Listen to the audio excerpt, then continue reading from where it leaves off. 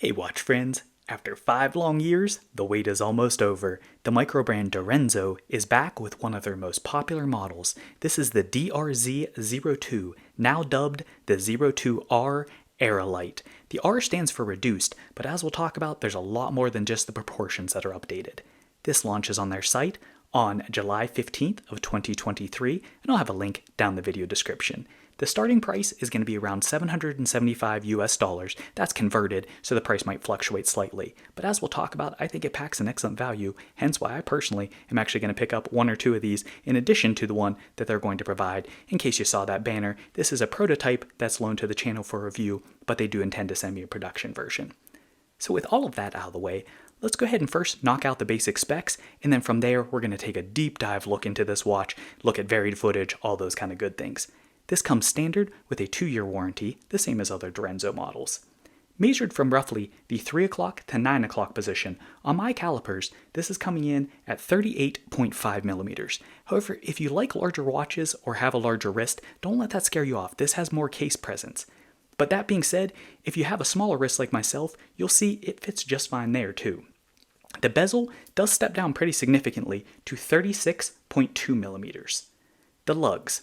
Despite the fact that this has what I would call a quasi-integrated bracelet, I call it quasi because this actually has standard 20mm lugs in the middle, so you're going to be able to put on any of your standard straps that you already have available, but it does still have that integrated bracelet aesthetic. So this actually kicks out to 28.5mm on the exterior of the bracelet. The lug to lug is actually quite short. This is coming in at 43.7 millimeters. So again, for smaller wristed folks, it fits just fine. But for larger wristed folks, because of that integrated bracelet aesthetic, it still has plenty of wrist filling presence to that overall, and we'll look at that further. The thickness. This is coming in at 11.4 millimeters, and that is inclusive of this flat sapphire crystal.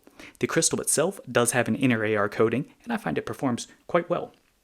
As far as the movement, this is beating away with a Sellita SW200-1, and that is the elaborate grade, and it does have Inca block for shock absorption. As far as the specs of that, it's what you'd expect. It is an automatic movement, it's going to be higher beat, it has hacking, hand winding, around a 40-hour power reserve, all that kind of good stuff. Nice solid movement choice. The water resistance.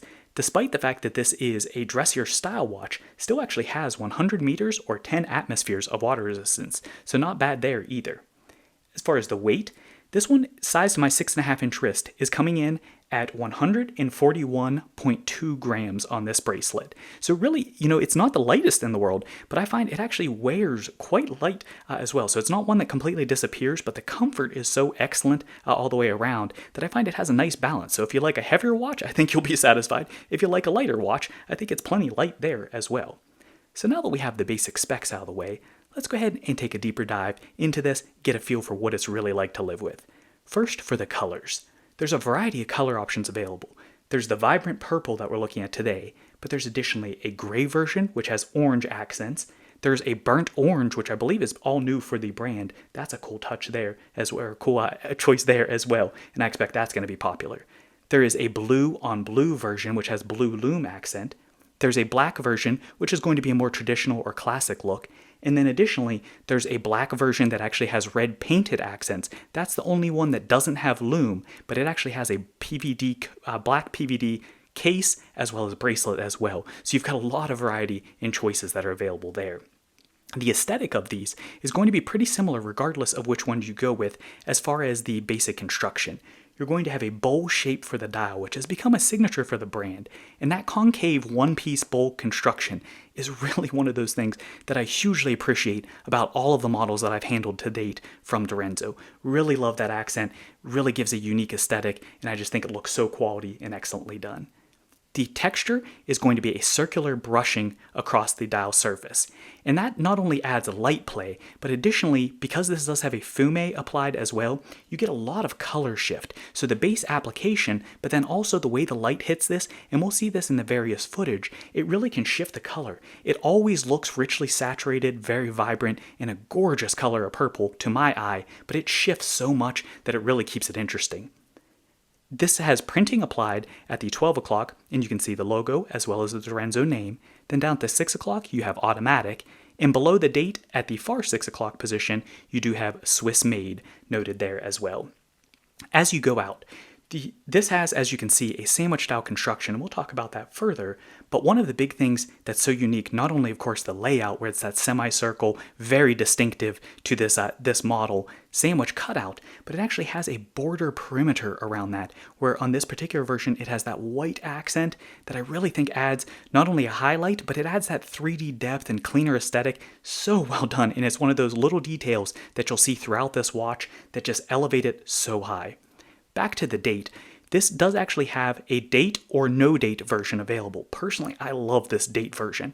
It actually steps down in, so you can see that has like a sandwich cutout and aesthetic for that, and we'll see that in the loom footage momentarily as well, but that's such a good touch. And then out on the perimeter, with that rehaut or that bowl shape, you actually have hashes as well, so nice precision legibility there, and that's cleanly applied with the printing. Shifting over to the hardware, the handset on this for the hour and minute hand, as well as the second for that matter, are going to be very reminiscent of the Mondial.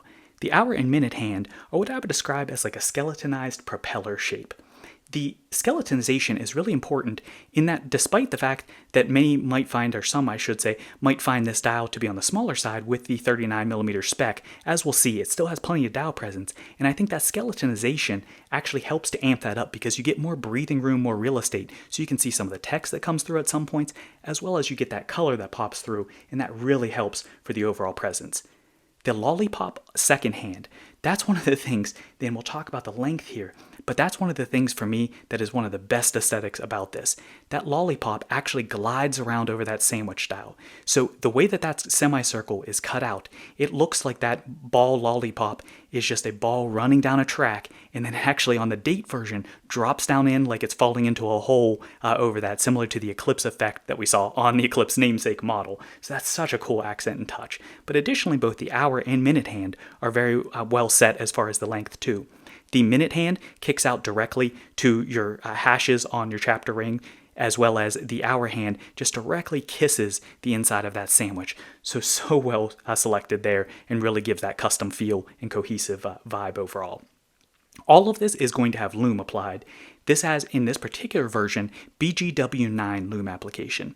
I think whether you're looking at it during the day with that nice white aesthetic or at night with that nice vibrant blue, that pattern is always so nice to look at. And the application I found actually performs quite well, both in initial punch, but also in terms of longevity. I've had no issues with legibility on this, so I'm quite pleased there.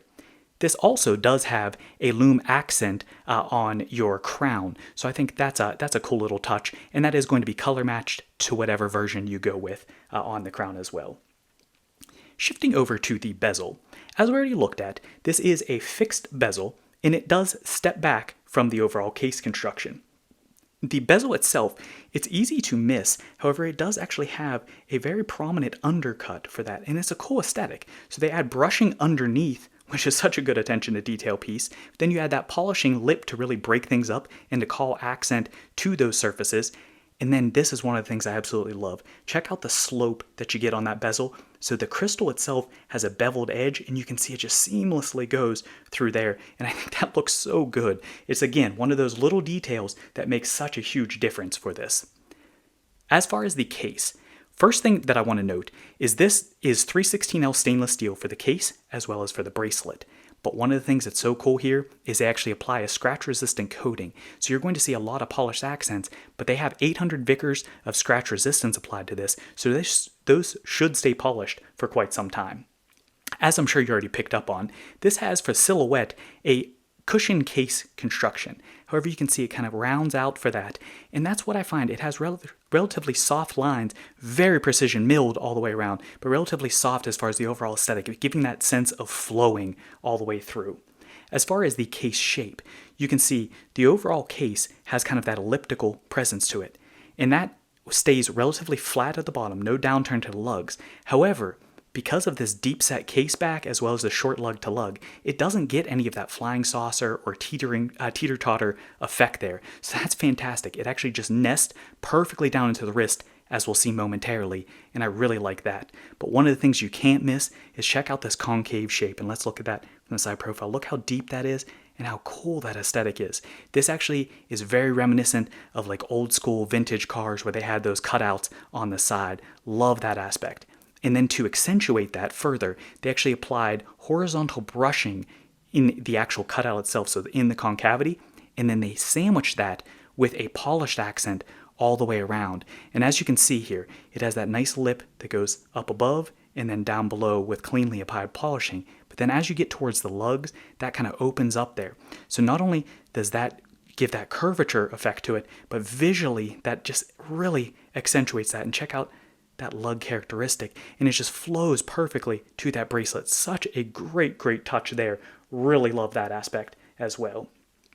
So that complex curvature and those chamfers, to me, that is one of those things that really, I think, makes this elevated from a standard cushion case or a square case overall. At the 3 o'clock side, you can see this does not have a crown guard, but it does nest kind of down in there because of that curved shape. Which, speaking of the crown, this is coming in at 6.3 millimeters. The shape, I've heard some people refer to it as a tire type, but what I would personally call this is it actually reminds me of like an onion shape where you can see it kind of curves out if you chop the end of the onion. So certainly, I mean, you might not see that, but that's the aesthetic and overall vibe it gives me with that milling that it has. Easy to grip a hold of, no issues there.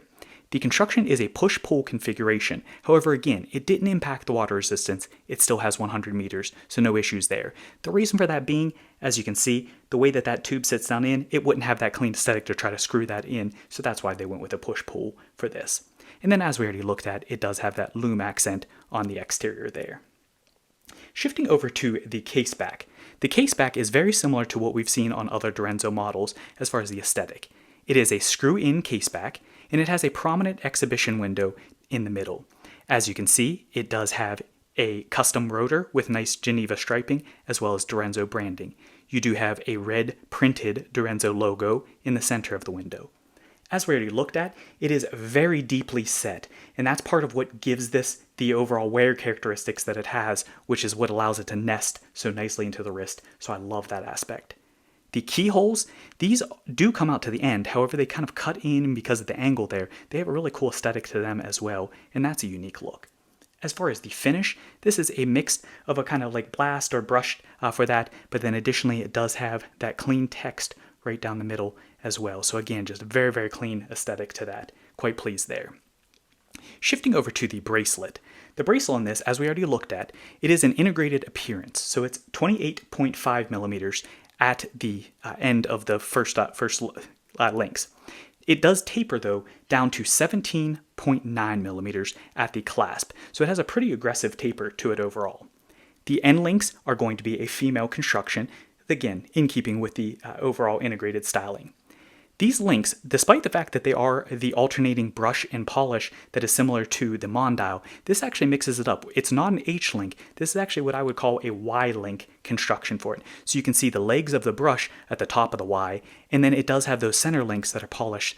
And those actually, it's easy to miss, those are set deeply down inside. So that actually adds two things. Not only do you get some visual appeal and light play that comes along with that, but additionally, because it's nested in, it's a little easier to avoid scratches. So in addition to the scratch resistant coating, it should hit the brushed portion before it hits the polished portion if you do bump into anything. So I think that's a cool touch. As far as the construction, these are retained with screws, which if you do need one, I will have a link to a quality screwdriver. Very easy to change those out. I also have a video if you need a walkthrough on how to do that. The links themselves are rather short overall, and then additionally, this actually does feature half links, or what I would call 3/4 links if you put them, they're about 1.5 for that. So it really allows you to fine tune. You get 2 of those that are included. In between the relatively short standard links, as well as that half or 3/4 link, you really have nice adjustability to this, and that gives great articulation. So as you're on wrist, this really contours and hugs nicely. Great comfort, really like that. On the back of the watch, this does have, or on the back of the bracelet rather, this does have quick release spring bars. So in conjunction with those 20mm straps, you're not going to have any issues changing that out. As far as the clasp, as we saw in the unboxing, this comes standard with the butterfly clasp. However, no worries there. As we saw, you already do have the adjustability with the 1/2 or 3/4 links. But additionally, it does have the option to add a fold-over clasp, which does have traditional micro-adjust holes as well. Personally, I'll continue running it on the butterfly clasp, but I know that's not for everyone. This does have a basic double pusher construction for that. You can see branding or signature on that link there, and then nice milling, machine turning rather, that's applied to this as well. Alright, so there you have it. Should have hopefully a better feel for the watch itself, but let's go ahead and get a better sense of the overall scale of this and those kind of aesthetic pieces. So let's bring in some comps. First, I know many people have asked about this. This is next to the Mondial, so first let's take a look. You can see what I was talking about, the H-links versus the Y-link construction. Gives a very different look there. But additionally, as far as the sizing, this I have both the gray as well as the white Mondial. I would say the white presents larger, but I thought this was closer for coloration. Plus, since there's a gray option, I thought this was a good comp here. You can see, I think dial presence is relatively similar, a little bit smaller perhaps than the Mondial, but it does have a little more in terms of case presence. So it just gives a very different look between the DRZ04 and now the 02R. Bringing in next, here it is next to the Direnzo Solaris. So this is the DRZ05. And again, very different aesthetic. And I think the darker you go, typically it tends to look a little smaller with dial. And then of course this is a compressor integrated bezel there. And then here it is next to the DRZ03, the Eclipse. And again, the DRZ03, the Eclipse, I think has a little larger of a presence overall for that, but they're relatively similar. This is a 40mm for that. And then this last one, I wanted to bring this in because of the coloration. This is the Batavi Architect. This is, I believe, stated at 40mm. However, this is where the dimensions can be deceiving. This wears to me so much larger than 40mm, just as I think this wears larger than the 38.5 or 39mm. This, I think, is a little closer to like a 40, give or take, whereas this to me wears more like a 42, and it's actually a little bit tough to pull off on my 6.5-inch wrist. But the main thing I wanted to show you is the aesthetic as far as the coloration. You can see just a very different shade of purple between these. They look very similar at a glance, but when you put them side by side, you can see just how differently they present. I really like both of them. All right, so there you have it as far as some comps and those kind of pieces as well. So now let's go ahead and wrap things up with my personal view of the positives, some critiques, and I do have a couple, as well as the overall summary. First, for the positives. I'm going to say there's so much to like with this, and I'm just going to say up front, I love this watch. I already mentioned that with planning on ordering a couple myself. The dials, the overall aesthetic, I think the colors are gorgeous, the signature pattern, the application of the handset, that bowl shape, the date integration, across the board, there's just so much to like with this. This has attention to detail every single place that you look, and we'll talk about that further. As far as the case, this is one of those things of even if you already have cushion cases in your collection, this presents so uniquely with the concavity, with the overall shape, with the polish accents, so many touches, plus of course having the integrated aesthetic with still having the standard lug size, that I really think that this fits into pretty much any collection out there if you like the style. It's modern, but at the same time, it has that retro feel and vibe to it, and I like walking that line. As far as the coating, that's something I'm always going to welcome there. Having 800 Vickers, especially with this much polishing, was definitely a welcome addition there. We already talked about the integrated bracelet aesthetic with the 20mm lugs. That's excellent. The comfort is really just quite good on wrist. This hugs to the wrist nicely, it nests to the wrist nicely, and I find that this is going to be quite size versatile. Again, here it is on my 6.5-inch wrist. As you can see, and this is relatively close up, but as you can see, it still has plenty, as far as the lug-to-lug distance, plenty of wrist real estate for me, but at the same time does still have a lot of presence. So smaller wrist or larger wrist, I think most people are going to be happy with this regardless of your wrist size, just depending on your individual preferences and if you like the style of the watch, of course. All right, but with all of that, I do have some critiques for this as well. The main thing that I wanted to mention is legibility. Legibility, I think, is actually pretty solid overall, especially on this color variant because you have so much contrast. But there's a couple things. When you look at the lollipop here, you can see gliding around the track. When you just glance, it is a little bit easy to miss that between the circles that you have at the 3 and 9, but also when it's over that track, you don't really get that contrast pop because it's white on white as far as backdrop for it. It's one of those things that I absolutely would not change. I love that as one of my favorite aesthetic pieces, but I will say it does have a slight impact on the legibility. Similar to that is I talked about how much I like the length of the handset. The hour hand though, because this does have those hashes off of the sandwich cutout, when that hour is perfectly aligned right at the top of the hour with one of those sandwich hashes, I will say at a glance, especially at night, it can look kind of like the minute hand there. That's one of those things. Again, it's so minor, such a small item, but it is something that I did notice. And then finally, this is just a characteristic of this anytime you have sharp milling. With this particular one being a prototype, when I received it, I did notice it had a couple little dings here on the top lip. Again, that's owing to the prototype, but the reason why I want to bring that up is because anytime you have sharp cuts like this, you have to be a little more careful not to knock that because there's less material there. It is easier to roll that edge and then you'll pick it up. It just breaks up the overall aesthetic for it. So it's something you don't have to be overly cautious with this, and that does because that's going to be on your wrist. That's one of those areas where it's kind of hard to hit because you have to hit here. But that being said, it is something to be aware of if you've never had a watch that has sharp lines like that, that can happen. Alright, but that's really all I have because there is so much to like with this watch, and it's really kind of hard to find fault with it, but I did want to mention those couple items. So where does that leave us overall? You know, as we've talked about ad nauseum in this video, there is so much detail. You really could spend hours going through this, and I know this isn't a short video, but we've barely scratched the surface. Every time you look, there's a new detail to like and to appreciate with this, and I absolutely love the way that that's done. Fantastic there.